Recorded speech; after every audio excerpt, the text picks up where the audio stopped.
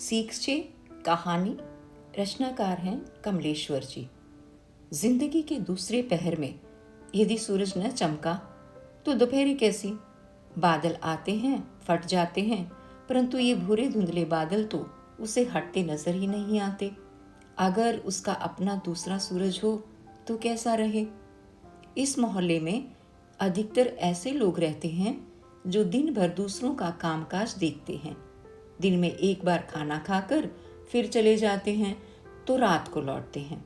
यही छोटे पेशेवर लोग हैं, लोहे वाले, बढ़ई, पीतल के बर्तन जोड़ने वाले आदि। ऊंचे और मध्य वर्ग तथा अछूतों की न्यारी बस्ती के बीच का ये मोहल्ला एक कड़ी है, यद्यपि अछूतों से कुछ दूर सा। इसी मोहल्ले में उसका मकान है और वह टूटे सीखचों से गली की ओर देख रही है। मंगरू लोहार का लड़का चमन सामने खड़ा है। पूरा आदमी है, बदन और आयु से। बाप तो लोहे और आग का खेल खेलते खेलते जलकर काला पड़ गया है, पर इसके बदन पर चिकनापन है और मांस में चमक। रोज राजा साहब के बाग में जाकर कसरत भी तो करता है। सुबह हाथ में कसरती जवानों की भांति पीतल की बाल्टी और खास तौर से गर्दन और सिर में मिट्टी लपेटे जब आता है तो आंखों में कितना शौर्य, चाल में कितनी मर्दानगी होती है, ये केवल उसी की आंखें परख पाती हैं, क्योंकि वह अनायास ही उस समय न जाने क्यों गली के छोर की ओर देखने लगती है। वह नहीं चाहती थी कि उनकी नजरों को कोई और देख सके, यहाँ तक कि चमन भी।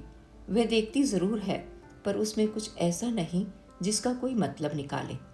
वह स्वयं अपने दिल को यही समझाती है कि ये देखना व्यर्थ है और उसका कोई विशेष प्रयोजन भी तो नहीं।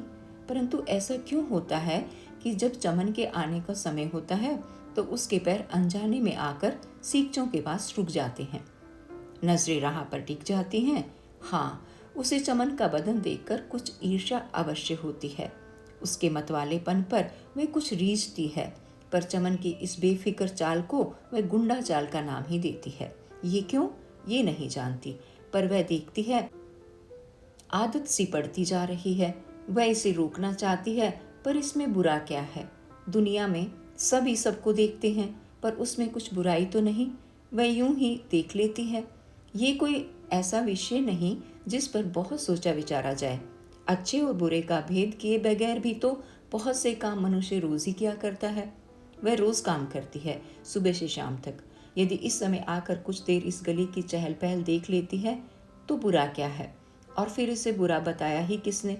गली में एक आध खोमचे वाला चले जा रहे हैं, टन टन करते रिक्शे वाले भी भाग रहे हैं, और ये इक्का पुराना खच्चड़ सा, लोहे की पत्तियों की टेढ़ी मेढ़ी छत, टूटे फूटे पटरे और फटी फटाई मैली सी गदियां, सूखट बूढ़ा हाँकने वाला।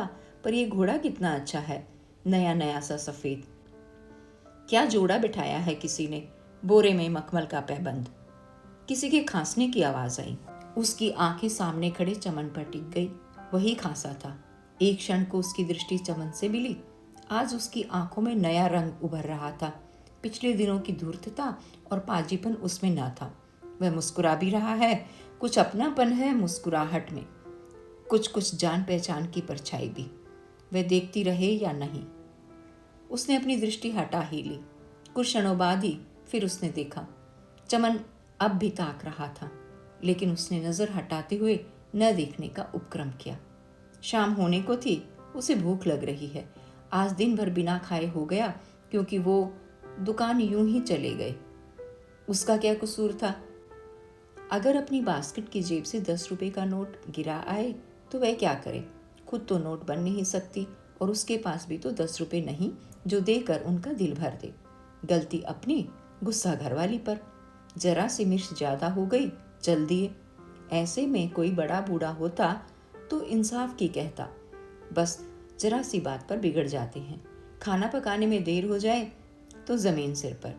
दुकान की चाबी देना भूल जाओ तो वो झिड़कियां और फटकार की तबीयत हरी हो जाए। इतना मिजाज भी किस काम का। घर की परचून की दुकान और 4 दाने दाल के लिए, 2 बूंद तेल के लिए पड़ोस का मुंह देखना पड़ता है। उन्हें मतलब भी क्या। घर न खाया, बाजार में लेकर खा लिया, फिर फिक्र किसकी। उसे तो रेगिस्तानी ऊंट समझ लिया है। क्या कदर है उसकी घर में। यही न कि दीवारें सहमी सी खड़ी रहती हैं, फटे चिथड़े सांस रोके तार पर चमगादड़ों की भांति लटके रहते हैं। सब सामान स्थिर रहकर उसके महान किंतु व्यर्थ सम्मान की घोषणा मूक शब्दों में करता रहता है। बेजमान अलमारियां, घर के बर्तनों और मसालों की 2-4 शीशियों पर उसका राजसी अधिकार है। शेष पर वह यही सोच रही थी कि आलू मसालेदार की आवाज उसके कानों में पड़ी। उसे ध्यान आया कि सीखची की छड़े पकड़े वह देर से खड़ी है। चमन ने आलू वाले को रोका। उसने आलू लिए और जंगलियों की भांति उंगली चाट चाट कर खाने लगा। उसका दिल हुआ कि 4 पैसे के आलू लेकर वह भी रोटी के साथ खा लेती, क्योंकि सब्जी सब उन्होंने फेंक दी है। पर वह घर से निकल नहीं सकती, बाहर के दरवाजे तक जा नहीं सकती। अगर गई तो माखन की बूढ़ी माँ, जो हर समय बाहर चौखट पर बैठी रहती है, रात को ही उन्हें खबर दे देगी। वह इन अर्ध सभ्य गली के परिवारों में अपने खंडर घर की पुरानी परंपराओं की प्रतीक प्रतिमा है। गली के सभी परिवारों का काला इतिहास है, पर उसके घर की बातें इन लोगों के लिए आदर्श हैं, और यही कारण है कि उसके घर का नाम भी है और सम्मान भी। मंगरू लोहार की बीवी एक बार भाग चुकी है।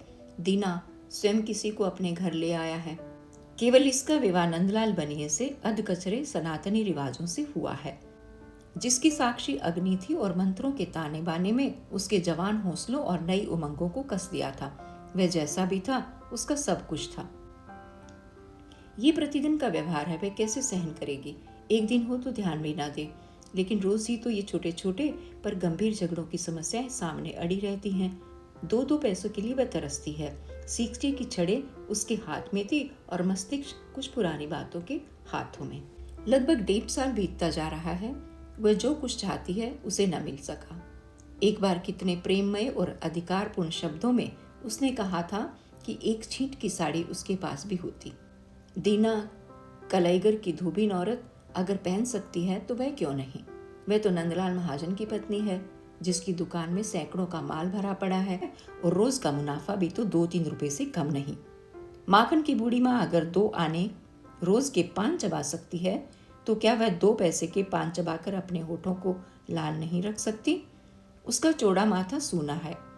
बाल संवारने की सींग की कंघी को टूटे पूरे 3 महीने हो चुके। नाक में लौंग के स्थान पर झाड़ की सींग है। पैरों में महावर लगाने के लिए गुलाबी रंग भी तो नहीं, और कान, खैर वे तो बालों और धोती में छिप जाते हैं। पर ये सब भी वह किसके लिए करना चाहती है? उन्हें इन सब बातों का शौक ही नहीं। जब भी कभी कहो तो पिछली 2 पत्नियों की मिसालें सामने रखने लगते हैं। अगर ऐसा ही था तो दूसरी आग लगाकर मर ही क्यों जाती? उफ, चाचा ने क्या समझकर ब्याह दिया। काश बाबू जिंदा होते तो इस उथले पानी में हाथ पैर बांधकर न डाल देते। इस पानी में ना तो तैरा ही जा सकता है और न डूबा ही जा सकता है। दिन भर वह घर की रखवालिन के रूप में और उसके बाद लंगड़ाती दम तोड़ती वासना की पूर्ति के लिए। रात को जब लौटते हैं तो कैसी बदबू मुंह से आती है। अपनी तमाम पुरुषोचित शक्तियों को उभारने के लिए दारू भी तो पीने लगे हैं। बस एक आदत जो पड़ गई है, उसी की खातिर जवान जिंदगियों से खेल खेला गया है। ये जीवन बेकार है। ये जीना नरक से बदतर है। इन आभाओं और यातनाओं के बीच से यदि वह उठ जाए तो कैसा रहे, कितना अच्छा हो। दाता 1 पैसा, बूढ़ी मोहताज को कोई 1 पैसा। एक जर्जर बूढ़ी भिखारिन की आवाज उसके कानों से टकराई। स्थिति का ज्ञान होते ही उसके शरीर में एक बारगी भीषण गर्मी सी दौड़ गई। सीखचे की छड़े कठोर होती गई और उसका उद्भ्रांत मन पसीज कर पसीने के रूप में बाहर निकल पड़ा। एक गहरी सांस छूटकर हवा में मिल गई। ले बूढ़ी पैसा, तभी चमन ने बूढ़ी से कहा। भगवान भला करे बेटा, कहते हुए बूढ़ी ने अपने कांपते गंदे हाथ उसके सामने बढ़ा दिए। एक काम अगर तू करे तो तुझे एक चवन्नी दूं। चमन ने बड़े अंदाज से ऊंचे लहजे में अपनी दरियादिली दिखाते हुए कहा। अरे क्या काम है बेटा, जो ये 60 बरस की बुढ़िया तेरी खातिर कर दे? बूढ़ी ने कृतज्ञता दिखाते हुए कहा। यही कि रात में तू चवन्नी की संख्या खाकर लेट जा। चमन ने घूरते हुए कहा। अरे बेटा, हम बूढ़ी से मखोल, जे जोनी न जाने कैसे मिलत है, दाता सबे बनाए रहे। कहती हुई बुढ़िया खिसियाई सी चल दी और चमन उसकी झुकी पीठ को देखकर ऊंची हंसी में हंस रहा था। वह कुछ क्षणों को चमन की इस विस्तृत आजाद हंसी में खो सी गई। यह वह जवान हंसी थी जो उसने अपने जीवन में शायद पहली बार सुनी थी। आवाज की वह मधुर तीक्ष्णता जिसमें यौवन के गर्म रक्त की गर्माहट थी, उसके सारे शरीर में एक नशीली गुदगुदी सी पैदा करती चली गई। उसने एक बार नैनों के विस्तार से परे चमन को देखने की कोशिश की और उसने देखा, चमन की आंखें भी मिली। एक बार उसका हृदय नवीन आकांक्षाओं से धड़क उठा। चमन उसे देख रहा है और वह आज खड़ी है। वह देख रहा है पर वह खड़ी रहेगी।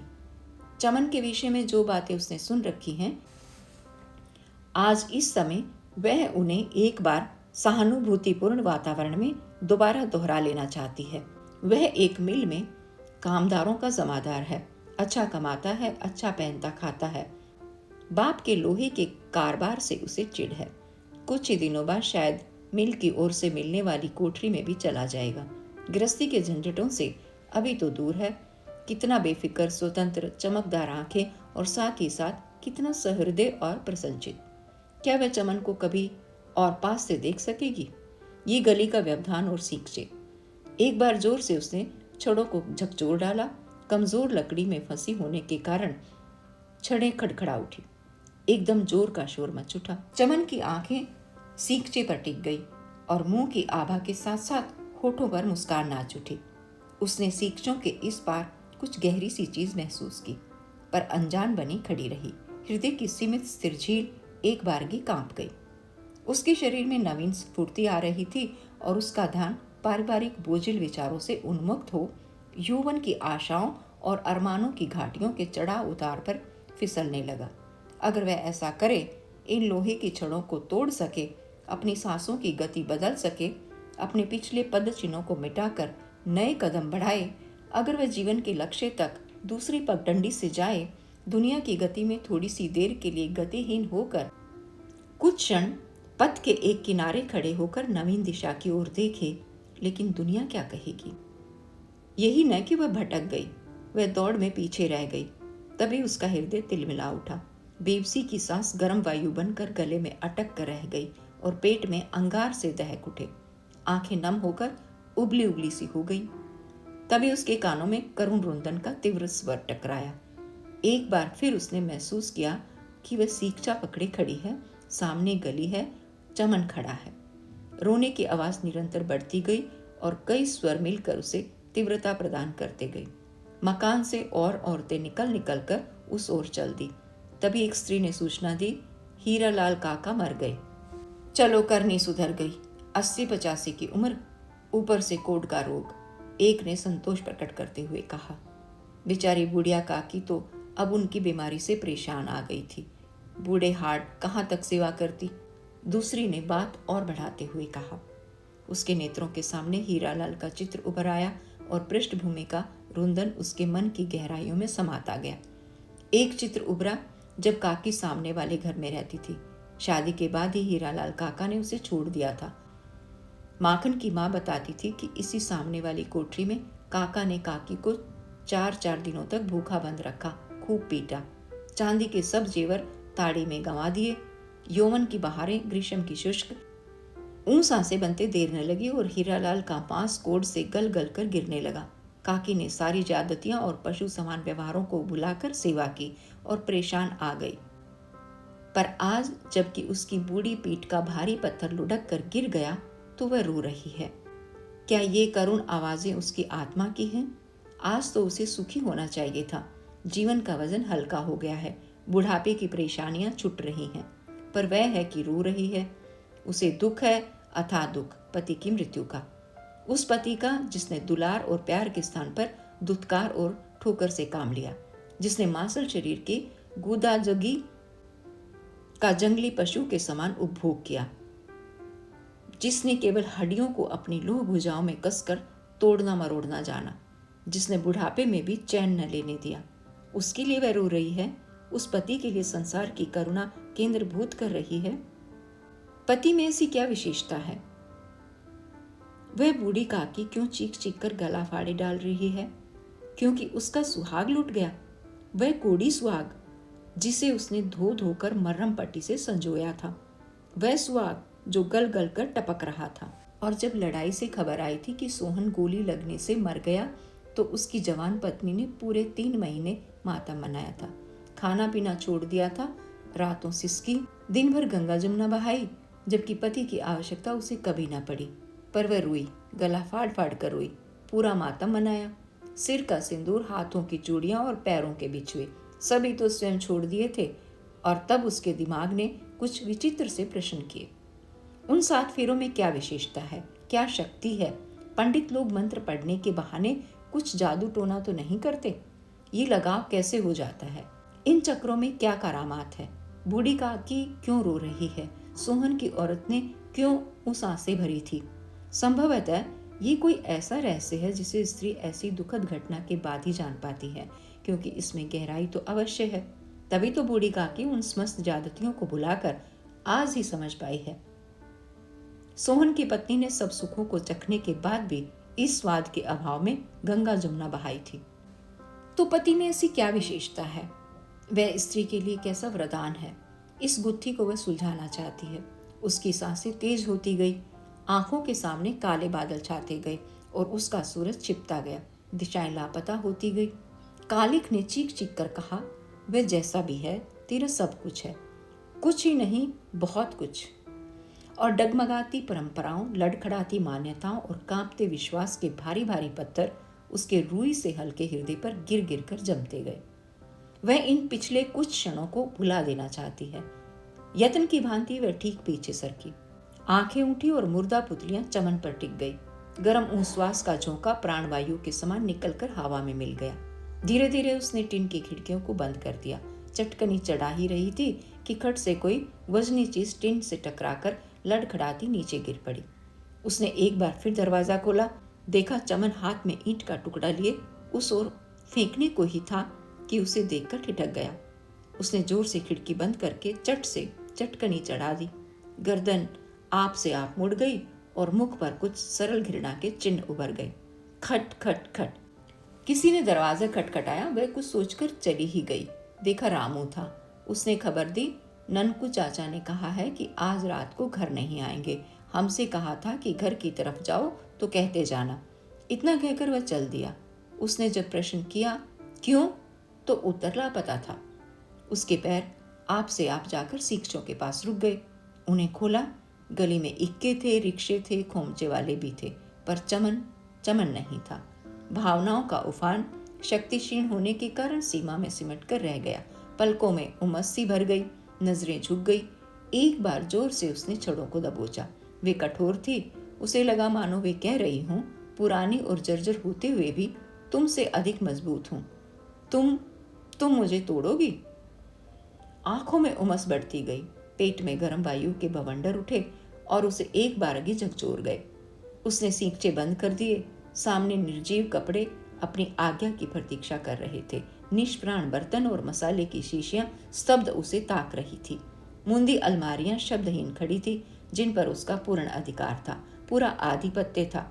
पर उसकी नजरें झुकती गई और अध खुली नजरों से उसने देखा कमरे की कालिख बढ़ती जा रही थी। हवा बंद हो रही थी।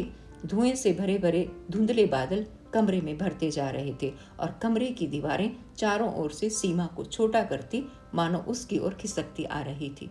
वे भारी भारी चूने और ईंट की दीवारें उसके नन्हे रुई से हल्के हृदय को दबोच कर जकड़ने के लिए